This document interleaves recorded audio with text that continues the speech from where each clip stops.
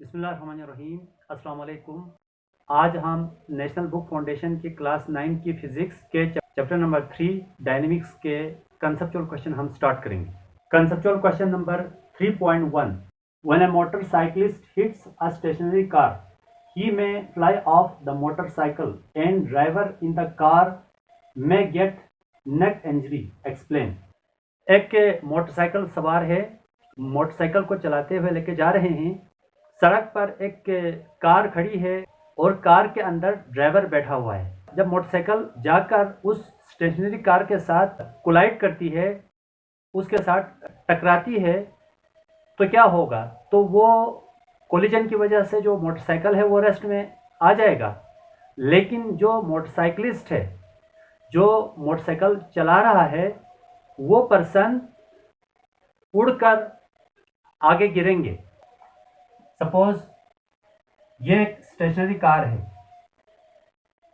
यहां पर एक स्टेशनरी कार है, ये कार रेस्ट में है, यहां पर ड्राइवर अंदर बैठा हुआ है और यहां से मोटरसाइकिलिस्ट आ रहे हैं। ऐसे मोटरसाइकिलिस्ट आ रहे हैं तो क्या होगा?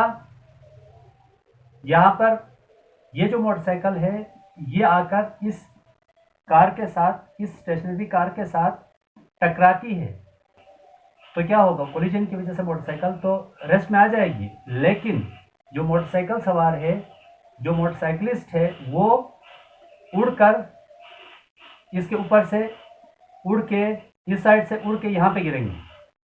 इसके ऊपर भी गिर सकता है या यहाँ से इस साइड पे भी गिर सकता है या साइडों पे भी गिर सकता है।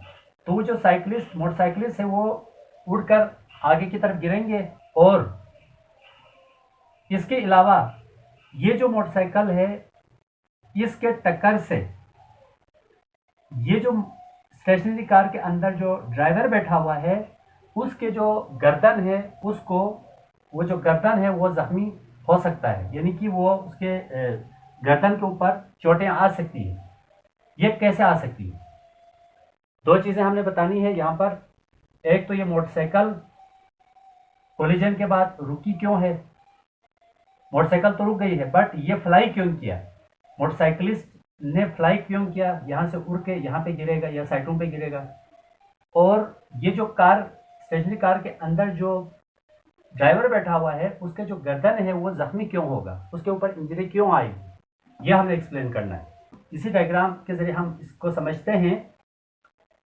तो जब मोटरसाइकिल आकर इस स्टेशनरी कार के साथ हिट करती है, तो कोलिजन की वजह से मोटरसाइकिल तो रेस्ट में आ जाती है, बट ये जो मोटरसाइकिल सवार है, ये जो मोटरसाइकिलिस्ट है, ये उड़कर आगे गिरेंगे फ्रंट पर।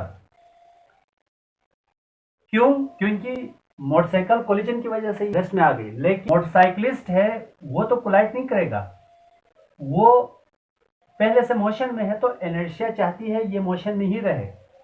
तो इनर्शिया की वजह से ये अपनी मोशन को बरकरार रखते हुए ये उड़ के आगे की तरफ गिरेंगे। दूसरी बात, ये जो इसके मोटरसाइकिल के इस कार के साथ टक्कर से ये जो कार के अंदर जो ड्राइवर है वो जख्मी क्यों होता है? उसकी रीज़न ये है, जब मोटरसाइकिल गाड़ी के साथ, कार के साथ टकराएगी, तो कोलिजन की वजह से इस कार के ऊपर फोर्स लगती है।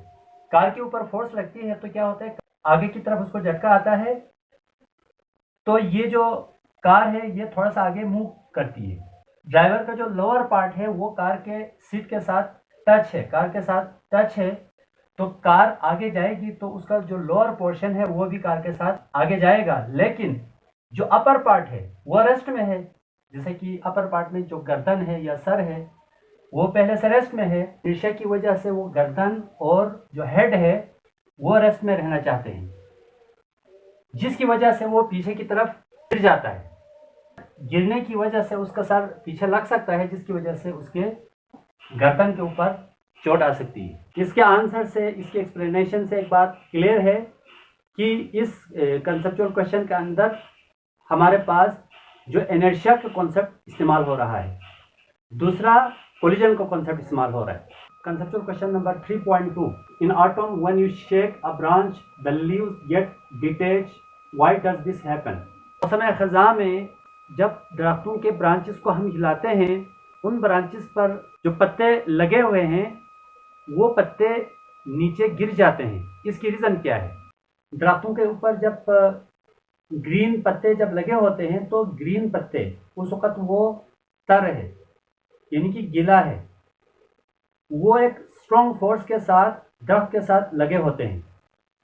उसको आप शाखों को हिलाते हैं तो वो ब्रांचेस के साथ लगे होते हैं, जिसकी वजह से वो नीचे नहीं गिरते, दरख्तों से अलहदा नहीं होते। लेकिन मौसम ख़ज़ां में जब पत्ते सूख जाते हैं तो पत्ते जो है ना पहले की तरह ज़्यादा फोर्स के साथ, ज़्यादा स्ट्रॉन्ग फोर्स ऑफ अट्रैक्शन के साथ ब्रांचेस के साथ नहीं जुड़े होते।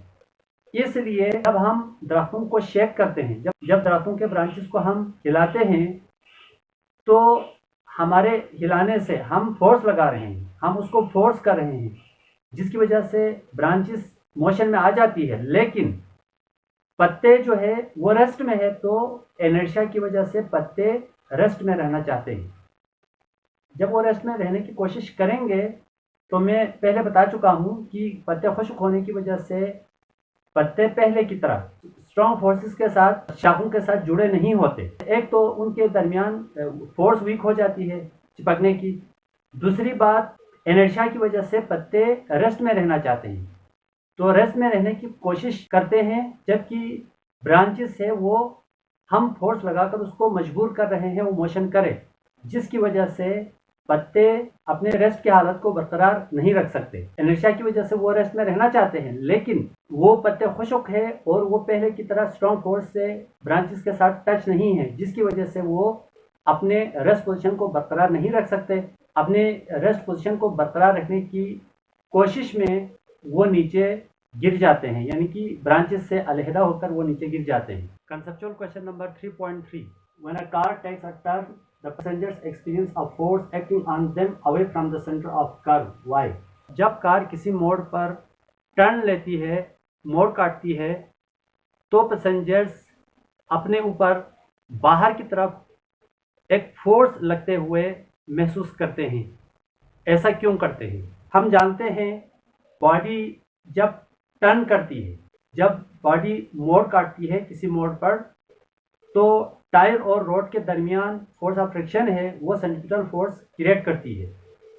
वो सेंट्रीपिटल फोर्स जो फ्रिक्शन की वजह से क्रिएट हुई है वो बॉडी के ऊपर लगती है, वो गाड़ी के ऊपर लगती है और गाड़ी के अंदर जो पैसेंजर के ऊपर भी लगती है। गाड़ी के ऊपर लगती है तो गाड़ी टर्न करती है, क्योंकि हम जानते हैं the force which compels the body to move in circular path is called centripetal force. जब गाड़ी टर्न करेगी सेंट्रीपिटल फोर्स की वजह से, तो हम न्यूटन थर्ड लॉ से जानते हैं कि to every action there is always but opposite reaction. अगर सेंट्रीपिटल फोर्स एक एक्शन फोर्स के तौर पर गाड़ी के ऊपर एक्ट होती है, तो according to third law of motion एक रिएक्शनल फोर्स भी वहां पर लाजमी होनी चाहिए। वो रिएक्शनल फोर्स है सेंट्रीफ्यूगल फोर्स, और सेंट्रीफ्यूगल फोर्स हमेशा सेंटर ऑफ कर्व से, यानी कि सेंटर ऑफ सर्कल से बाहर की तरफ लगती है। Centripetal force as a action force लगती है गाड़ी के ऊपर, और सेंट्रीपिटल फोर्स हमेशा सेंटर की तरफ लगती है। रिएक्शनल फोर्स के तौर पे जो सेंट्रीफ्यूगल फोर्स लग रही है वो उसकी डायरेक्शन सेंटर ऑफ कर्व से या सेंटर ऑफ सर्कल से बाहर की तरफ होगी, और वो जो सेंटर ऑफ कर्व से बाहर की तरफ जो सेंट्रीफ्यूगल फोर्स लग रही है गाड़ी के ऊपर, वो सेंट्रीफ्यूगल फोर्स पैसेंजर के ऊपर भी लगेगी, जिसकी वजह से पैसेंजर बाहर की तरफ फोर्स लगते हुए वो महसूस करेंगे। और जो दूसरा रीज़न है वो ये है, पहले गाड़ी स्ट्रेट लाइन में मूव कर रही है तो हमारी बॉडी भी जो है ना मूव कर रही है। जब मोड़ काटती है सेंट्रीपिटल फोर्स की वजह से गाड़ी, तो गाड़ी के ऊपर तो फोर्स लग रही है जिसकी वजह से वो गाड़ी मोड़ काट रही है, लेकिन हमारी बॉडी मोड़ पर भी, मोड़ काटते हुए भी हमारी बॉडी जो है वो स्ट्रेट लाइन में मोशन करना चाहती है इनर्शिया की वजह से, क्योंकि पहले बॉडी जो है वो स्ट्रेट लाइन में मूव कर रही है।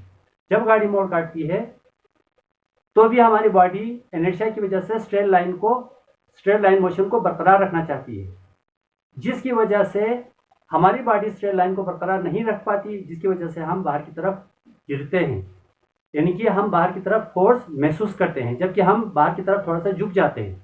तो इस क्वेश्चन के अंदर मेन कॉन्सेप्ट है वो हमारे पास, एक तो हमारे पास Newton third law of motion है, दूसरा हमारे पास है इनर्शिया।